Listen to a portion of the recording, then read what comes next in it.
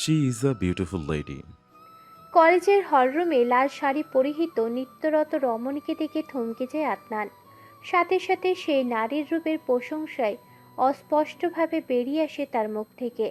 পিছন দিকে কয়েকজন তাকে চেয়ারে বসতে বলায় ব্যস্ত হলেও সে মঞ্চে নৃত্যরত নারীকে পরক্ষীণ চোখে দেখেই যাচ্ছে। হঠাৎ কোনো একজনের ডাক কানে পৌঁছাতেই সজ্ঞানে ফিরে আসে আদনান। বাম পাশে দাঁড়ানো লোককে উদ্দেশ্য করে বলে, এই মেয়েটাকে আমার চাই। খোঁজ করো সে কে। পুরো ডিটেলস আমার চাই। আজই চাই। লোকটা মাথা হ্যাঁ সূচক ঝাঁকায়। লোকটা জিজ্ঞাসা করে, স্যার, মেয়েটা ওখান থেকে নামলে জিজ্ঞেস করব কি? এখানে যারা অনুষ্ঠান পরিচালনা করছে তাদের গিয়ে জিজ্ঞেস করো মেয়েটার নাম কি। নাম শুনে অফিস থেকে পুরো ডিটেলস নাও। সবকিছু আমাকে কেন শিখিয়ে দিতে হবে? ঘটে কিছু নিয়ে আসুনি। লোকটার আর কিছু না বলে সেখান থেকে বেরিয়ে যায়। আদনান সামনের সারিতে বসে মনোযোগ দিয়ে মেয়েটাকে দেখে যাচ্ছে। এই প্রথম কোনো মেয়েকে তার এতটা মনে ধরল। এক দেখাতেই যে মেয়েকে ভালো লেগে যায় সেই মেয়ের রূপের প্রশংসা করতেই হয়। আদনান এখানে অল্প কিছুদিন হলো ইউএনও হয়ে এসেছে। উপজেলার পাশাপাশি কলেজ প্রিন্সিপাল তার সাথে ভালো একটা সম্পর্ক গড়ে তোলায় আজ আদনান এখানে আমন্ত্রিত। প্রথমে ব্যস্ততার জন্য না আসতে চাইলেও পরবর্তীতে আজহার সাহেবের জোড়াজুড়িতে চলে এসেছেন। আদনানকে দেখে আজহার সাহেব জায়গা পরিবর্তন করে তার পাশে এসে বসে। দুজন একে অপরের সাথে কুশল বিনিময় করে। দুজন কথা বলছিলেন, এমন সময় মাইক্রোফোনে একটা মেয়ের গলা ভেসে আসে। মেয়েটা হাসি মুখে বলছে। আদনান সেখানে তাকাতেই দেখে মেয়েটার মঞ্চে নেই। মনে মনে বিড়বিড় করতে থাকে, মেয়েটার নাম নওশিন। নওশিন। সে আমার নওশিন। নওশিন নাচ শেষ করে হলরুম থেকে বেরিয়ে সোজা পাশের বিল্ডিংয়ে চলে যায়। বাহিরেই ইলমাকে দেখে তার দিকে পা বাড়ায় নওশিন। কাছাকাছি গিয়ে বুঝতে পারে ইলমা কারোর সাথে ফোনে কথা বলছে। নওশিন ইলমার বাহু ধরে টেনে নিয়ে এসে বলে, দোস্ত আয় না, আমি চেঞ্জ করব। আমি একা একা চেঞ্জিং রুমে থাকতে পারবো না, কেউ নেই এখানে। ইলমা ফোনের ওপাশের ব্যক্তিকে হোল্ড করতে বলে নওশিকে বলে, দোস্ত, সাবিত কল দিয়েছে, একটু কথা বলছি। আমি বাহিরে আছি, তুই প্লিজ গিয়ে চেঞ্জ করে আয়। রুমের ভিতরে নেটওয়ার্ক নেই। একটু পর কথা বল, 5 মিনিট লাগবে শুধু। আমি বাহিরেই তো আছি, তুই যা প্লিজ। হুম। নওশিন মন খারাপ করে ইলমাকে রেখে নিজে চেঞ্জিং রুমের দিকে এগোয়। সে যা ভেবেছিল তাই, এখানে আশেপাশে কেউ নেই। নওশিন সাহস করে রুমের দরজাটা খুলে ভিতরে প্রবেশ করে। শাড়ি পরে এসে এই গরমে আর থাকতে পারছিল না, তাই না শেষ করে চেঞ্জ করতে চলে এসেছে। নওশিন সুইচ বোর্ডের দিকে যেতেই দরজাটা ঘটাং করে বন্ধ হয়ে যায়। নওশিন সুইচ বোর্ডের সুইচ টিপে যাচ্ছে, কিন্তু লাইট অন হচ্ছে না। নওশিনের নেকোট্রোফোবিয়া আছে। অন্ধকার তার কোনো মতেই সহ্য হয় না। ভয়ে নওশিনের শরীর কাঁপতে থাকে। চিৎকার দিয়ে ইলমাকে ডাকে, তার আগেই কেউ নওশিনের মুখ চেপে ধরে। সাথে সাথে নওশিনের প্যানিক অ্যাটাক হয়ে যায়। ভয়ে কাঁপতে থাকে সে। মুখ দিয়ে কথা বের হচ্ছে না। হঠাৎ নওশিনের কানের কাছে কেউ মুখ নিয়ে এসে পুরুষালী গলায় বলে ওঠে, আমি বলছিলাম আমার প্রপোজাল অ্যাকসেপ্ট করে নে। আমাকে খুব বাজে লাগে। এই যে এখন আমি আস্তে আস্তে তোমার সমস্ত শরীর ছুঁয়ে দেব, ভালো হবে না বলো? আজকের পর থেকে আর কেউ তোমার দিকে মুগ্ধ নজরে তাকাবে না।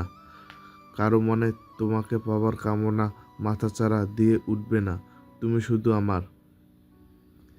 আমি আমার জিনিসে কারো নজর সহ্য করতে পারি না, নিশু। কথা শেষ করেই সেই ব্যক্তি নওশিনের গলায় ঠোঁট ছুঁয়ে দেয়। নওশিনের সারা শরীর কেঁপে ওঠে। মুখ দিয়ে গোঙানোর আওয়াজ বের হচ্ছে।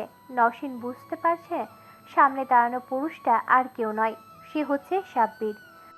সে এই রুমে কিভাবে এলো সেটাই বুঝতে পারছে না নওশিন। নিজেকে সামলে নেওয়ার খুব চেষ্টা করে যাচ্ছে সে। কিছুতেই নিজের ভীতি আর দুর্বলতার সাথে পেরে উঠছে না। সাপের ডান হাতটা নওশিনের পেট ছুঁয়েই চোখের পানি গড়িয়ে পড়ে নওশিনের। আজ কি হবে? সে নিজে সম্ভ্রম হারাবে মনে মনে সৃষ্টিকর্তাকে ডেকে যাচ্ছে, খুব করে চাইছে কেউ এখানে এক্ষুনি চলে আসুক আর তাকে এই বিপদ থেকে উদ্ধার করুক। নওশিনের হাত দুটো অবশ হয়ে আসছে। সাব্বির আরও নোংরাভাবে নওশিনকে স্পর্শ করার প্রস্তুতি নিতেই নওশিন সামনের দিকে পা ভেঙে দ্রুততার সাথে হাঁটু উঁচু করে সাব্বিরের তলপেটে আঘাত করে। পরপর দুইবার দুই জায়গায় লাগে, সাথে সাথে নিজের শরীরে সেই অংশের প্রচণ্ড ব্যথায় কুকিয়ে ওঠে সাব্বির। বেঞ্চের উপর পড়ে গিয়ে ও মা গো বলে চিৎকার দিয়ে ওঠে। নওশিন সেই সুযোগে দেওয়াল হাতড়ে দরজার কাছে এসে দরজা খুলে বাহিরে চলে আসে। বাহিরের বারান্দায় তখনও ইলমা ছিল না। নওশিন এক প্রকার খোঁড়াতে খোঁড়াতে এগিয়ে যায়। মাথা ঘুরছে, তার সাথে যেন সমস্ত দুনিয়া অন্ধকার হয়ে আসছে। নওশিন সোজা হলরুমের দিকে এগোতে থাকে, কিন্তু তার পা আর চলছে না। সেখানে মাথায় হাত দিয়ে দাঁড়িয়ে যায় সে। চোখ বন্ধ হয়ে আসছে তার। আবছা চোখে দেখতে পায় সামনের দিকে থেকে সাদা পাঞ্জাবি পরিহিত কেউ তার দিকে ছুটে আসছে। তার পিছনে হয়তো আরো কয়েকজন আসছে, কিন্তু তা স্পষ্ট দেখতে পায় না নওশিন। চারপাশ নিকষ অন্ধকারে ছেয়ে যায়, জ্ঞান হারায় সে। একজোড়া হাত তাকে যত্নে আগলে নেয়। আশেপাশে স্টুডেন্টরা তাকিয়ে তাকিয়ে আদনানের কর্মকাণ্ড দেখছে। আদনান নওশিকে বুকের সাথে বাম হাত দিয়ে জড়িয়ে রেখেছে। প্রিন্সিপাল এবং দুজন সহকারী ম্যাম দৌড়ে সেখানে উপস্থিত হয়। নওশিকে রেস্টরুমে নিয়ে যাওয়া হয়। রেস্টরুমের একপাশে একটা ছোট রুমের মতো ব্যবস্থা করা, যেটাতে সাধারণত শয়নকক্ষ হিসেবেই পরিচিত। এটা ছাত্রদের জন্যই তৈরি করা হয়েছে। অনেক সময় অনেকে অসুস্থ হয়ে যায়, যাদের এখানে প্রাথমিক চিকিৎসার জন্য নিয়ে আসা হয়। নওশিকে শুয়ে দেওয়ার কিছুক্ষণ পরেই ইলমা দৌড়ে সেখানে আসে। ইলমা এসে ক্লাস টিচারের সাথে কথা বলে জানতে পারে নওশিন হলরুমের সামনের মাঠের মধ্যে এসে জ্ঞান হারিয়েছে। আদনান বাহিরে দাঁড়িয়ে নওশিনের জ্ঞান ফিরে আসার অপেক্ষা করছে। ভিতরে কয়েকজন ম্যাম এবং নওশিনের বান্ধবী আছে, তাও যেন এক মুহূর্তের জন্য নিশ্চিন্ত হতে পারছে না সে। এত অল্প সময়ে এই মেয়েটা এত মায়া তৈরি করলো কিভাবে, সেটা ভেবেই অবাক হয়ে যাচ্ছে আদনান। তার মাথায় একটা কথাই ঘুরপাক খাচ্ছে, আর সেটা হলো মেয়েটা কি জাদু জানে?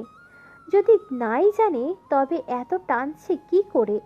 নওশিন যখন আদনানের হাতের উপর জ্ঞান হারায় তখন খুব কাছ থেকে দেখেছে সেটাকে। কি সুশ্রী তার মুখ! ভিতর থেকে নওশিনের ক্লাস টিচার নাজনীন বাহিরে এসে আদনানকে উদ্দেশ্য করে বললেন, স্যার, নৌসিনের জ্ঞান ফিরেছে, কিন্তু হয়তো কিছু থেকে ভয় পেয়েছিল জ্ঞান হারানোর আগে। মেয়েটা এখনো খুব ভয় পেয়ে আছে। ওনার সাথে দেখা করা সম্ভব হবে এখন? জি, আসুন। আদনানের পাশে প্রিন্সিপাল আজহার সাহেব দাঁড়িয়েছিলেন। আদনান আজহার সাহেবকে বলে, নওশিনকে জানালার পাশে সোফাতে বসানো হয়েছে। নওশিন সেখানে নিজেকে গুটিয়ে নিয়ে বসে আছে। আদনান সেখানে যেতেই একজন চেয়ার এনে দেয়। আদনান নওশিনের নিকটের চেয়ার টেনে বসে। সে স্পষ্ট বুঝতে পারছে নওশিন এখনও ভয় পাচ্ছে। তার চোখে মুখে ভয়ের ছাপ স্পষ্ট। সামনে আরও একটা অপরিচিত পুরুষকে দেখে ঘাবড়ে যায় নওশিন। আদনান নওশিনকে বিচলিত হতে দেখে বলে ওঠে, এখানে কাউকে দেখে ভয় পাওয়ার প্রয়োজন নেই, নিজেকে একটু শান্ত করুন। পানি খাবেন? নওশিন হ্যাঁ সূচক মাথা নাড়ায়। আজহার সাহেব পিছনে তাকিয়ে আয়াকে ইশারা করতেই সে পানি আনতে চলে যায়। পানি এনে দেওয়ার পর গ্লাসের সবটুকু পানি খেয়ে নেয় নওশিন। গ্লাসটা পাশে রেখেই বলে, আমি রুমে গিয়েছিলাম চেঞ্জ করতে, কিন্তু আমার আগে ওখানে কেউ উপস্থিত ছিল। রুম অন্ধকার করা রাখা ছিল। আমি খুব বাজেভাবে ছোঁয়ার চেষ্টা করেছে সে। জড়িত স্বরেই কথাগুলো বলে মাথা নিচু করে ফেলে সে। সুশ্রী সুগঠিত মুখখানা যেন পাংশুবর্ণ ধারণ করে। নওশিনের কথা শোনা মাত্রই আদনানের চোয়াল শক্ত হয়ে যায়। আজহার সাহেবকে বলে ওঠে, সিসিটিভি চেক করুন, দেখুন কার এত বড় সাহস হয়েছে কলেজে এসে কলেজের মেয়ের সাথে এমন ব্যবহার করার। আজহার সাহেব সাথে সাথে অফিস সহকারীকে বিষয়টা দেখতে বললেন। আদনান নওশিনের দিকে তাকিয়ে বলে ওঠে। নওশিন ধীরে ধীরে নিজের জড়তা কাটিয়ে বলে, সেটার প্রয়োজন হবে না, আমি বাসায় চলে যেতে পারবো। পাশে থেকে ইলমা বলে ওঠে। স্যার, আমাদের দুজনের বাসা পাশাপাশি, আমরা একসাথেই যাতায়াত করি, সমস্যা হবে না হয়তো। আদনানের কথায় তার দিকে নিষ্পলক তাকিয়ে থাকে নওশিন। মনে মনে ভাবে, এই লোকটা এত গুরুত্ব কেন দিচ্ছে আমার প্রতি? কে উনি? গলায় কারোর ঠোঁটের স্পর্শ পেতেই কান্না করে ওঠে নওশিন। দুই হাত বেঁধে রাখা হয়েছে, মুখেও কাপড় গুজে দেওয়া। ভয়ে গলা শুকিয়ে কাঠ হয়ে আসছে নওশিনের। চারিদিক অন্ধকার, কোথাও এতটুকু আলোর ছিটে ফোটাও নেই। মুখে কাপড় থাকায় চিৎকার করতে পারছে না। নিজের মুখের কাছে অন্য কারোর নিঃশ্বাসের শব্দ আরও কারো হতে থাকে। নওশিন কি করবে কিছুতেই বুঝে উঠতে পারছে না। বোবাই ধরার মতো সমস্ত শরীর যেন অসাড় হয়ে আসছে।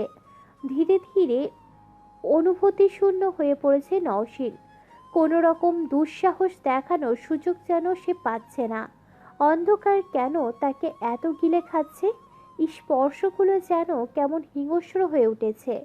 নিকটে থাকা পুরুষের ঘ্রাণ রোমশ ভ্রুযুগল গাল স্পর্শ করেছে। বিশ্রী কটু ঘামের গন্ধ পাচ্ছে সে। নওশিন তার শরীরে সমস্ত জোর দিয়ে চিৎকার দিতেই পাশে থেকে স্নেহা তার বাহু ধরে ঝাঁকাতে থাকে। পাশের বেডগুলো থেকে প্রীতি, অনু, নোয়া উঠে আসে। স্নেহা ধাক্কা ধাক্কিতেই নওশিন চোখ খুলে এদিক ওদিক দেখতে থাকে। মাথার উপরে ফ্যান চলার সত্ত্বেও ঘেমে একাকার অবস্থা। বিছানা ছেড়ে উঠে বসে নওশিন।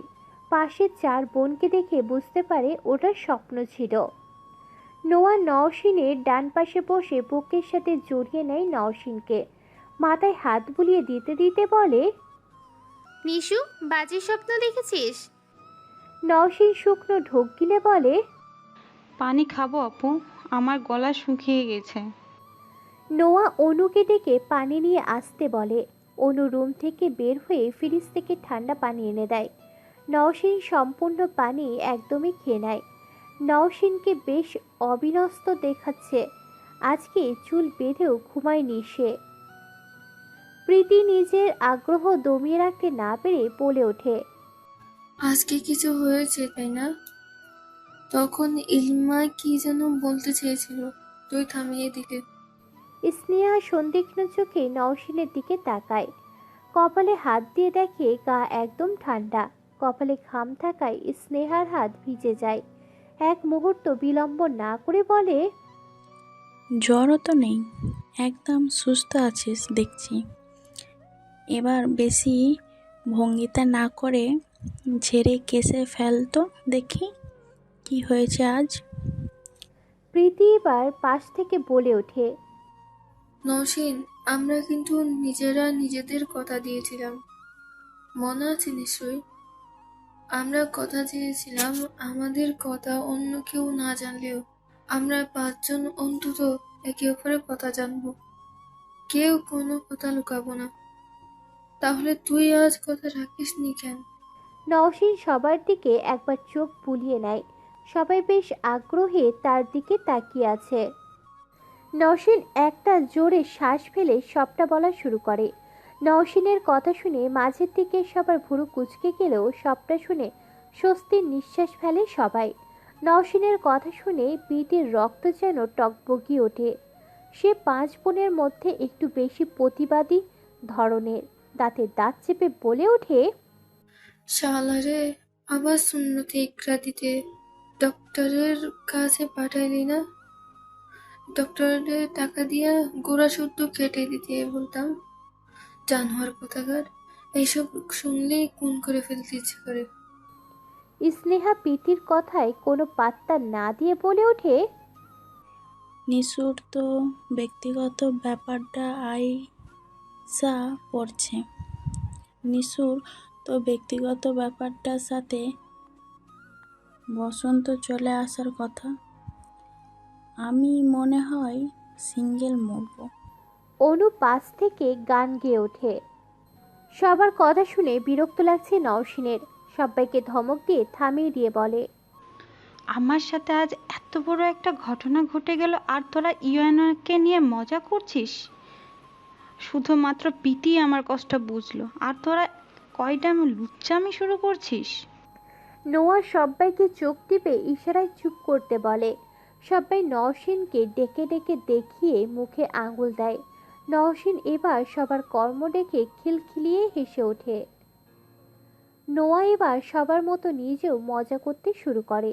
নওশিনকে নিজের কাঁধ দিয়ে ধাক্কা দিয়ে বলে, ইউএনও কেমন দেখতে রে? নওশিন মুচকি হেসে বলে, বয়স কত জানি না, তবে দেখতে এক কথায় 25 বছরের সুদর্শন যুবক। প্রেম করবা? কিন্তু তোমার তো একটা বপেন আছে, কি হবে এখন? গাড়িতে আসার সময় নম্বর চাইনি, দেখে কি মনে হয়েছে রে? বিবাহিত নাকি সিঙ্গেল? স্নেহার প্রশ্নে নওশিন বলে ওঠে, গাড়িতে শুধু ছাব্বিরের বিষয়ে জিজ্ঞাসা করেছিল। মানুষকে কি দেখে বোঝা যায় কিছু? ওনাকে দেখে বোঝা গেলেও ওনাকে দেখে আমি কিছুই বুঝতে পারিনি। নিজের মানুষ থাকতে কেন অন্যের দিকে খুঁটিয়ে খুঁটিয়ে দেখতে যাব? নওশিনের কথার পরিপ্রেক্ষিতে অনু বলে ওঠে, তোমার ওই রিলেশন টিকবে না চান্দু। মানুষের চোখের আড়াল হলে যে ইচ্ছা তাই করতে পারে। তোমার সেই ব্যাটা তোমার আড়ালে কত কিছু করে সেটা তুমি নিজেও জানো না। সুন্দর দেখতে, স্মার্ট, 90% ছেলে ছুকছুকারি স্বভাব। তোমারটা আছে লুচ্চা মনে হয়। কই, আমি তো কিছু করিনি।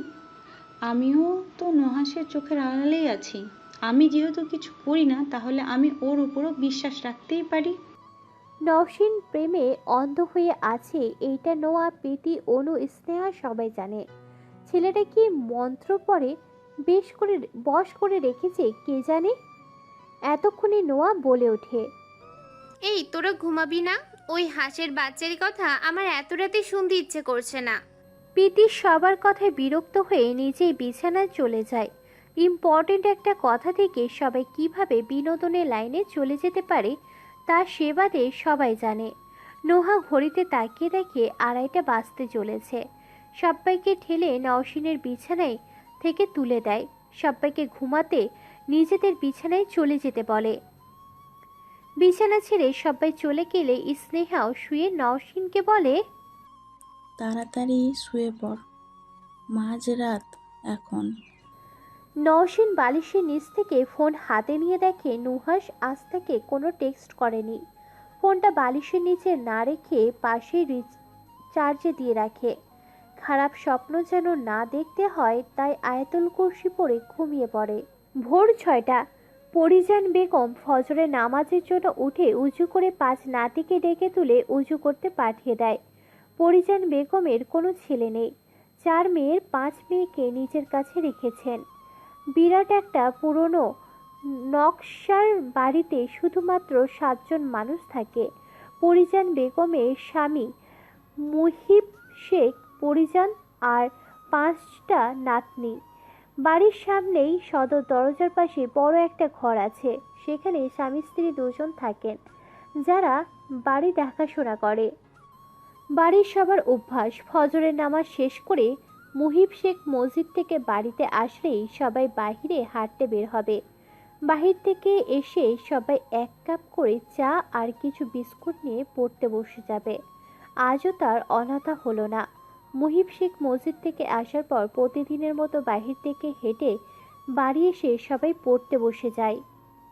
ঘড়িতে 8টা বাজতে নওশিন, স্নেহা আর অনু কলেজের জন্য রেডি হতে চলে যায়। স্নেহা আর অনু একই কলেজে পড়ছে। অনু ইন্টার ফার্স্ট ইয়ারে। সামনের মাসে এক্সামের জন্য পড়ার চাপ আরেকটু বেশি। খাওয়া দাওয়া করে কলেজের জন্য রেডি হয়ে 3 জন বাড়ি থেকে বেরিয়ে পড়ে। বাড়ি থেকে বের হতেই স্নেহা আর অনু এক রাস্তায় চলে যায় আর নওশিন আর এক রাস্তায়। একটু সামনে এগিয়ে যেতেই দেখে ইলমা রাস্তার পাশে দাঁড়িয়ে তার জন্য অপেক্ষা করছে। কলেজ খুব একটা দূরে না হওয়ায় বেশিরভাগ দিন দুজনে পায়ে হেঁটে গল্প করতে করতে চলে যায়। বাড়ি থেকে কলেজের দূরত্ব প্রায় 15 মিনিটের। গল্প করতে করতে গেলে সময় বেশি মনে হয় না। নওশীন আর ইলমা হাঁটতে হাঁটতে উপজেলার সামনাসামনি আসলে এদিক ওদিক তাকিয়ে বলে, এখন যদি দ্য হ্যান্ডসাম আদনান সাহেবের সাথে দেখা হয়ে যায় কেমন হবে বলতো? খুব বাজে হবে ইলু, এসব মুখেও আসে না। আমার বাড়ির বাদরগুলো ওই লোকটাকে নিয়ে খুব বাজেভাবে জ্বালিয়েছে রে, তুই আর জ্বালাস না। আমার কিন্তু কালকে ওনাকে দারুণ লেগেছে, যাই বলিস, লোকটা কিন্তু হেভি হ্যান্ডসাম। ছি ছি ছি ইলু, তোর না বয়ফ্রেন্ড আছে, ভালো হয়ে যা সময় থাকতে। যা ইচ্ছে বল, আমি এখন মনে প্রাণে চাইছি আদনান সাহেব সামনে এসে দাঁড়াক। নওশীন আর ইলমা দুজনেই ধীরে ধীরে পিছনে তাকায়। পিছনে একটা মধ্যবয়স্ক লোক দাঁড়িয়ে। ইলমা পা থেকে মাথা পর্যন্ত পর্যবেক্ষণ করে বিরক্তির ভাব নিয়ে বলে, জি বলুন। সামনে দাঁড়ানো লোকটা আমতা আমতা করে বলে। নওশীন বুঝতে পারে লোকটা হয়তো এখানে নতুন, কোনো কাজে আসতে পারে, তাই হয়তো কিছু চিনতে পারছে না। তাই সে আঙ্গুল দিয়ে সামনের দিকে দেখিয়ে দিয়ে বলে, ওই যে রাস্তার ওপাশে সোজা আরেকটা রাস্তা দেখছেন না, ওইখান দিয়ে 2 মিনিট হেঁটে গেলেই একই সারিতে কয়েকটা দোকান দেখতে পাবেন। লোকটা পাশ কাটিয়ে চলে যেতেই ইলমা গা ঝাঁকি দিয়ে বলে, খেলবো না, it's totally unfair. Adnan sir কেন আসলো না? তুই ওনাকে নিয়ে পড়ে থাক এখানে। বলেই হাঁটা দেয় নওশীন। ইলমা উপজেলার মেন গেটের সামনে দাঁড়িয়ে এদিক ওদিক একটু তাকিয়ে কিছু দেখতে না পেয়ে নওশীনের পিছু পিছু দৌড় লাগায়। নওশীন জোরে জোরে হাঁটছে আর বলছে, তুই যদি আর কখনো আদনান ফাদনানরে নিয়ে কথা বলছিস, তোরে আমি ড্রেনে ফেলে দিব, বলে রাখলাম। ইলমা দৌড়ে নওশীনের সাথ ধরে হাঁপাতে হাঁপাতে বলে, আমার বয়ফ্রেন্ড তোরে আস্ত রাখবে না। তোর বয়ফ্রেন্ডকেও আসতে বলিস, হুইল পাউডার নিয়ে দুজনকে ডোলে রোলে ধুয়ে দিব। খবিস কথাকার, একটা কথা না বলে তাড়াতাড়ি চল, ক্লাস শুরু হয়ে যাবে। ইলমা আর কথা না বাড়িয়ে নওশীনের সাথে কলেজের উদ্দেশ্যে রওনা দেয়। আম্মা, বউ বরণ করার জন্য তৈরি হও। এখানে একটা মেয়েকে প্রচুর রকমের পছন্দ হয়েছে আমার। বাচ্চারা যেমন নিজের পছন্দের খেলনা না পেলে হাত পা ছুঁড়ে কান্নাকাটি করে, ওকে না পেলে আমার অমন অবস্থা হবে হয়তো। আম্মা, এর আগে কোনো মেয়েকে এত ভালো লাগেনি। এই মেয়ের মধ্যে কি এমন আছে যার জন্য আমার ওকে এত পছন্দ হয়েছে? ফোনের ওপাশ থেকে আদনানের মা আবিদা বেগম বলে ওঠেন, যাক, এতদিন পরে আমার ছেলেটা বিয়ের জন্য একটা মেয়ে পছন্দ করেছে, এর চাইতে ভালো খবর আর হয়ই না। সব কিছু ঠিকঠাক থাকলে আমি কি চলে আসবো মেয়ে দেখতে? মায়ের কথায় ব্যস্ত হয়ে পড়ে আদনান। বসে বসে নাস্তা করছিল আর মায়ের সাথে ফোনে কথোপকথন চলছিল। মায়ের এখানে আসার কথা শুনে তড়ি ঘুরি করে আদনান বলে ওঠে, সময় হলে আমি নিজেই তোমাকে এখানে আসতে বলবো আম্মা। আবিদা বেগম বেশ আগ্রহের সাথে জিজ্ঞাসা করে, মেয়েটার সাথে পরিচয় হলো কি করি? মা, এখনো পরিচয় হয়নি। আমি শুধু তাকে চিনি। আমি যে এখানকার ইউএনও, সে শুধু এতটুকুই জানে। তাহলে এখন তোমার কি করা উচিত বলে মনে করছো? তার সাথে পরিচয় হওয়াটা জরুরি বলে মনে করছি। জলদি বৌমা চাই। আম্মা, ওর ব্যক্তিগত বিষয়ে তেমন কিছুই জানি না। ডিটেলস কিছুটা আছে আমার কাছে। মেয়েটা কি করছে? পড়াশোনা। পড়াশোনা কিসে পড়ে? এবার ইন্টার দেবে। হ্যাঁ আম্মা। পিচ্ছি একটা মেয়ে। আমি একটা মেয়ে পছন্দ করেছিলাম, মেয়েটা বেশ ম্যাচুরিটি, তুমি চাইলে তাকে। না আম্মা, প্লিজ তুমি এবার অন্য কারো কথা বলো না। দেখো কি হয়, আমার কোনো কিছুতেই অমত নেই। আচ্ছা আম্মা, রাখছি এখন। আল্লাহ হাফিজ। ফোন রেখে খাওয়া শেষ করে রুমে চলে আসে আদনান। ফোনটা হাতে নিতেই দেখে থানার ওসি 4 বার কল দিয়েছে। আদনান আর এক মুহূর্ত দেরি না করে ওসিকে কল ব্যাক করে। রিং হতেই ওপাশ থেকে মুহূর্তের মধ্যে কল রিসিভ হয়। আদনান সাব্বিরের কথা জিজ্ঞাসা করলে তিনি জানান সাব্বিরের খোঁজ এখনো পাওয়া যায়নি। এখান থেকে কিছু দূরে একটা সিসিটিভিতে রাতে দেখা গেলেও এরপর আর তাকে কোথাও দেখা যায়নি। ওসি সাহেব আরও জানান তার সন্দেহ করছে সাব্বির নিজের এলাকাতেই হয়তো লুকিয়ে আছে। এলাকা কি খুব বড়? বড় না হলে তল্লাশি চালিয়ে দেখতে পারেন। সে কিন্তু খুব ছোট কোনো অপরাধ করেনি, ধর্ষণের চেষ্টা করেছিল। মেয়েটা যদি সাহসী পদক্ষেপ না নিত তাহলে তার কি অবস্থা হতো ভাবুন একবার। ওসি সাহেব কিছুক্ষণ চুপ করে থেকে বলে ওঠেন, সবাই বুঝতে পারছি স্যার, আমাদের ঘরেও মেয়ে আছে, বুঝি সবই। যত তাড়াতাড়ি পারেন তাকে খুঁজে বের করুন। জি স্যার, আমরা চেষ্টা করছি। মেয়েটার সাথে একবার ব্যক্তিগতভাবে কথা বলতে হতো, ভাবছি আজ কলেজে যাব।